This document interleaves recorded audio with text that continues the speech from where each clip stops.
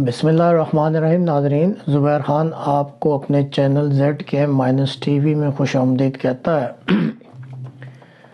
जैसा कि आप जानते हैं कि आजकल जो पाकिस्तान की सियासी सूरत हाल है, इसके बारे में मुख्तलिफ़ किस्म के तज्ज़िया निगार जो हैं वो अपने अपने तज्ज़िये पेश करते हैं और हर किसी को हक़ भी है कि जिस तरह वो समझता है या जिस तरह उसको चीज़ें नज़र आती हैं उसके मुताबिक अपना नुक्ता नज़र पेश करे। लेकिन नाज़रीन, यहाँ जो हमारी तारीख़ है और जो इस मुल्क में वक़ूअ पज़ीर होने वाले हालात हैं, वो कम अज़ कम एक चीज़ को ज़रूर सपोर्ट करते हैं कि पाकिस्तान एक ऐसा मुल्क है जो 1958 से पाकिस्तानी फ़ौज की मंसूबा बंदी के तहत चलाया जा रहा है। ये जो आप स्लाइड देख रहे हैं, इसमें वो अदवार भी हैं जिनके मुताबिक फ़ौज बराह रास्त मुल्क के निज़ाम को चलाती रही, और इसमें वो अदवार भी हैं जिसमें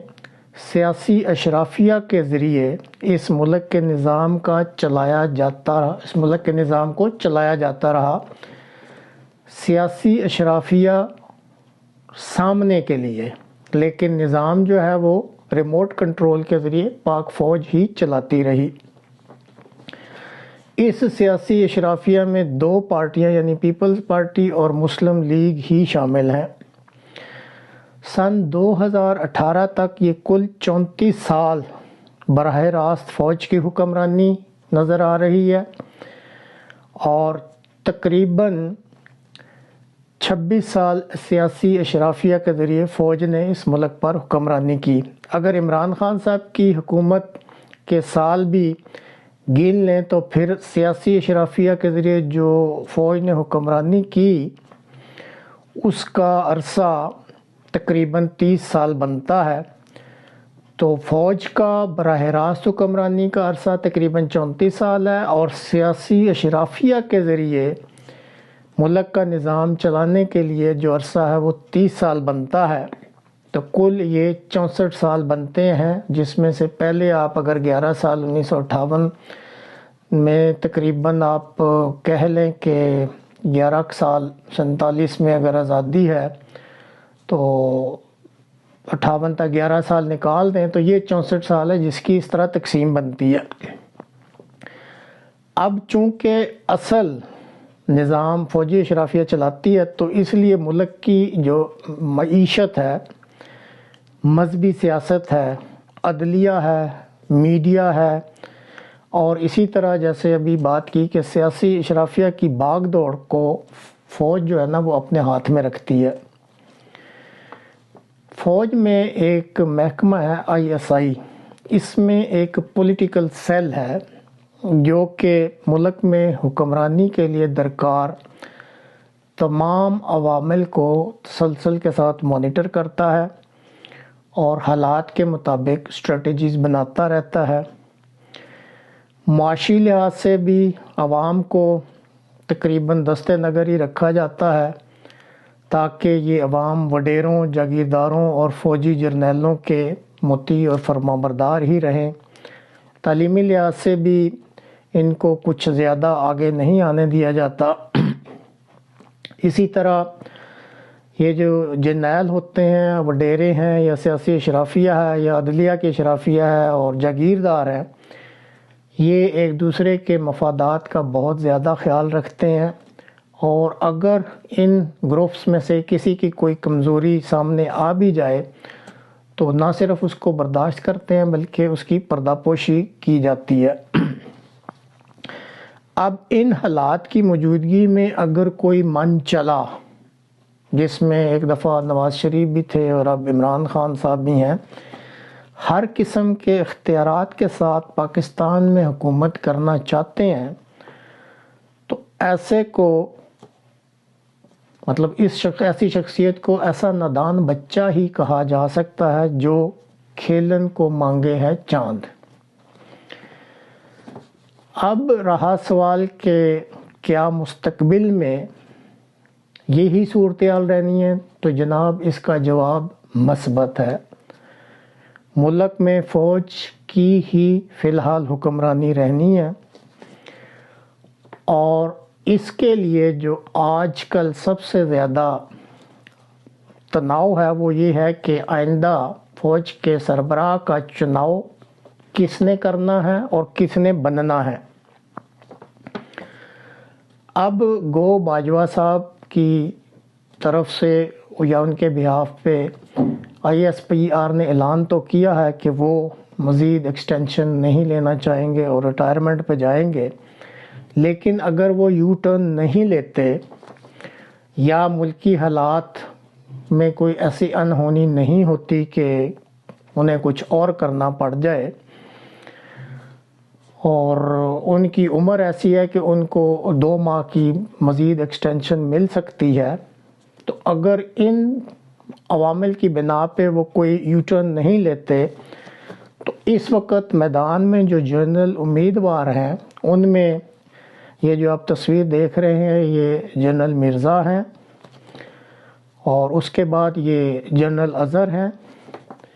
اور پھر یہ جنرل نعمان راجہ ہیں، اور یہ جنرل فیض حمید ہیں،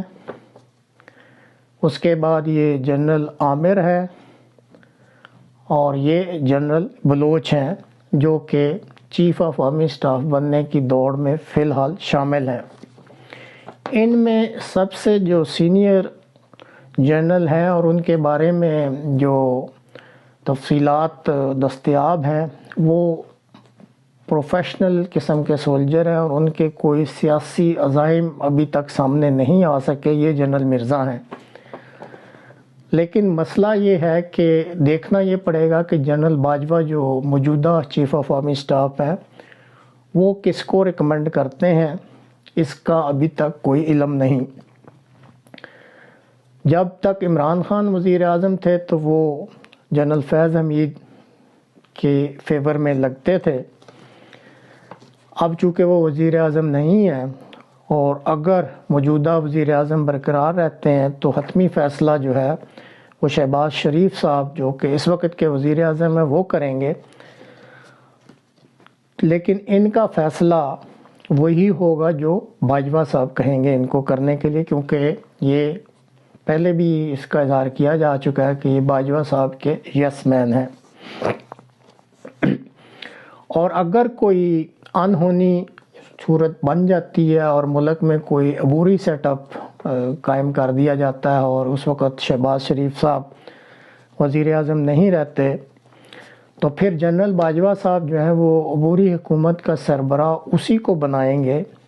جو ان کا یس مین ہوگا، یہ کنفرم بات ہے۔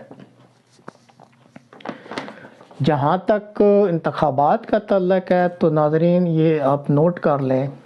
کہ اگلے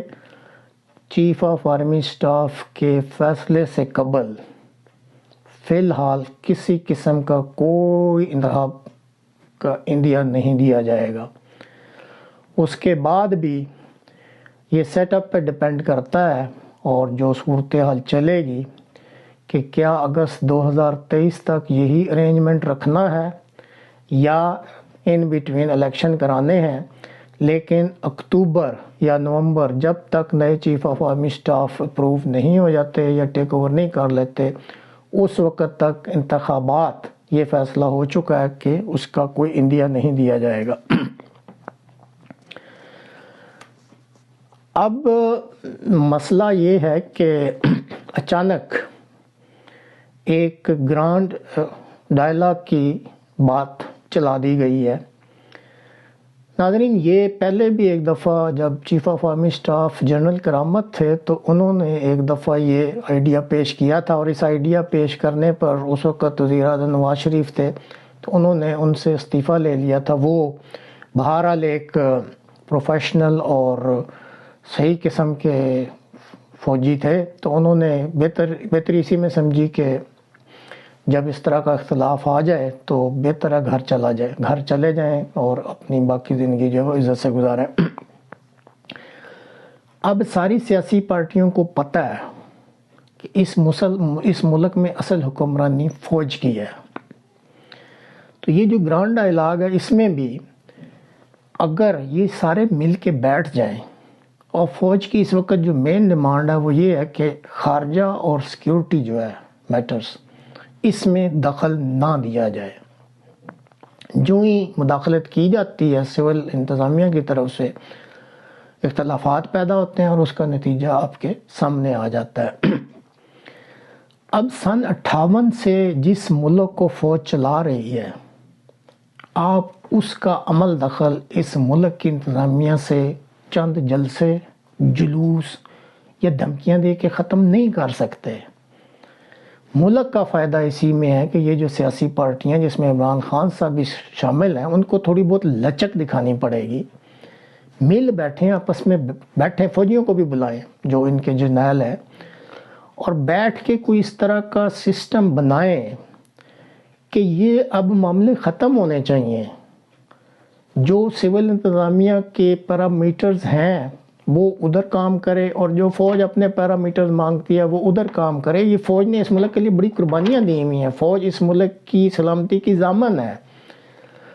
اور یہ بھی میں آپ کو بتا دوں کہ مائنڈ سیٹ فوج کا یہی ہوتا ہے کہ یہ جو سیکیورٹی یا اسٹریٹجک میٹرز ہیں یا خارجہ کے میٹرز ہیں کہ خطے میں کس طریقے سے چلنا ہے،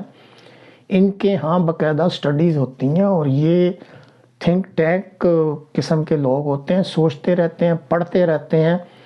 اور ان کو یہ علم ہوتا رہتا ہے کہ خطے میں اب کس قسم کے حالات پیدا ہونے، اور اس کے مطابق پھر یہ اسٹریٹجیز بناتے ہیں۔ اور اگر پھر کوئی سول حکومت اس اسٹریٹجی کے مطابق نہیں چلتی تو اختلاف پیدا ہوتا ہے، اور ان کو پھر اس سول حکومت کو گھر بھیجنا پڑتا ہے۔ تو ایک لمبے عرصے سے یہ فیلڈ میں ہے سیکیورٹی اور خارجہ کے، تو کم از کم فی الحال آپ مان جائیں اور ان کو اپنے ساتھ جو ملک کے انتظامات ہیں ان کم از کم 2 امور میں تو آپ شامل کر لیں، تو ایک بہتر رنگ میں جو ہے وہ کام آگے چل سکتا ہے۔ اب اگر عمران خان صاحب اپنی ہٹ درمی پہ قائم ہے کہ نہیں میں نے تو بیٹھنا ہی نہیں ہے، تو یہ کوئی فائدہ نہیں ہوگا۔ اس ملک کا انتظام تو چلنا ہے، فوج سے آپ نہیں ٹکر لے سکتے۔ ماضی میں بھی جو لیا اس سے سبق سیکھے، کوئی بھی نہیں لے سکتا ہے، کیونکہ یہ نظام اس طریقے سے چل رہا ہے کہ یہ، اور آپ کی عوام کبھی بھی، میں آپ کو بتا دوں کہ فوج کے ساتھ اس کو محبت ہے، کبھی وہ آمنے سامنے نہیں آئیں گے۔ آپ کے چاہے جلسوں میں آ جاتے ہیں، لیکن جب کوئی کلیش کی صورت ہوگی تو وہ نہیں سامنے آئیں گے، اور پیسے بھی یہ ملک کے لیے بہتر نہیں ہے۔ عمران خان صاحب کچھ تھوڑی سی لچک دکھائیں، آپس میں مل بیٹھ کے کوئی ایک اس کا حل نکالیں اور اس کام کو آگے چلائیں۔ اور اس کے علاوہ جہاں ان سب کو بیٹھنے کی اس وقت شدید ضرورت ہے، یہ حقیقت ہے کہ معاشی لحاظ سے پاکستان، میں نے تو پہلے بھی ایک پروگرام میں کہا تھا، دیوالیہ ہو چکا ہے، اور ان کو سمجھ ہی نہیں آ رہی کہ کرنا اب کیا ہے۔ پوری کوشش کر رہے ہیں، لیکن اگر عمران خان صاحب احتجاجی سیاست کو جاری رکھتے ہیں تو یہ ملک کے لیے بہرحال بہتر نہیں ہے۔ ان کو مل بیٹھ کے کوئی رستہ نکالنا پڑے گا، اللہ کرے کہ ان کو سمجھ آئے جائے۔ اور آخر میں صرف میں تو یہی کہوں گا کہ جب اگر یہ گرانڈ ڈائلاگ کامیاب ہو جاتا ہے اور یہ کسی ایک نتیجے پہ پہنچ جاتے ہیں، ملک میں امن ہوتا ہے، تو پھر جو سول حکومت قائم ہوتی ہے اس کے پاس بہت فیلڈز ایسی ہیں جس میں وہ بڑی عمدگی سے کام کر سکتی ہے۔ مثلاً تقرریاں جو یہ کرتے ہیں میرٹ پہ کرنی شروع کر دیں، ہر پاکستانی کو انصاف دیں، ہر پاکستانی سے مساویانہ سلوک کریں، اور جیسے قائد اعظم نے فرمایا تھا مذہب کو سیاست میں مت لائیں، ہر کسی کا جو مذہبی عقیدہ ہے وہ اور اس کے رب کا معاملہ سمجھیں، اور کوئی اس میں جو ہے وہ اسٹیٹ دخل نہ دے۔ اسی طرح ہر انسان کی بطور انسان قدر کریں، اس کو رواج دیں، اور جیسے عمران خان صاحب نعروں میں تو کہتے ہیں کہ بطور پاکستانی آپ کی شناخت جو ہے اس کو ابھاریں۔ تو یہ ایسے فیلڈ ہیں جس میں اگر کوئی سول حکومت آتی ہے اور کام کرتی ہے وہ اتنی پاپولر ہو جائے گی، پھر آہستہ آہستہ اس طرح کے رستے نکل آتے ہیں کہ جب ملک ایک ایسے معاشی لحاظ سے بھی اوپر آ جاتا ہے، عزت کے لحاظ سے بھی اوپر آ جاتا ہے، تو پھر اس میں سوچا جا سکتا ہے کہ جی اب پورا جو انتظام ہے سول حکومت کا وہ کس طرح سیاسی جماعتوں کو دیا جا سکتا ہے۔ لیکن اس کے لیے شرط یہی ہے کہ سب خلوص دل سے اور ملک کی بہتری کے لیے کام کریں۔ آخر میں تو یہی کہتا ہوں کہ اگر آپ کا مطمع نظر اسلام ہے تو درستگی ہوگی، لیکن اگر ہر آدمی نے مطمع نظر اسلام آباد رکھا ہے تو پھر کچھ بھی نہیں ہوگا۔ اگر میں آپ سے پھر ایک ریکویسٹ ہے کہ یہ جو چینل ہے ZKM-TV، پلیز اس کو سبسکرائب کریں۔ بعض دوست کہتے ہیں کہ جی ہمیں یہ سمجھ نہیں آتی کہ کیسے کیا جاتا ہے، تو اگر آپ اپنے موبائل پہ ZKM-TV دیں تو یہ چینل اپیئر ہوتا ہے، اس میں انگلش میں لکھا ہوتا ہے سبسکرائب، اور جرمن میں ہوتا ہے ابونیرن، یا جس زبان میں بھی آپ دیکھنا ہے جس پہ آپ نے اس کو سیٹ کیا اس زبان میں سبسکرائب کا جو ترجمہ وہ اپیئر ہوتا ہے، اس کو صرف آپ نے کلک کرنا ہے۔ تو امید ہے آپ سبسکرائب کریں گے، کیونکہ اگر یہ سبسکرائبرز بڑھ جاتے ہیں تو پھر اس چینل میں ہم کچھ مزید جو ہے وہ سہولیات پیدا کر سکتے ہیں۔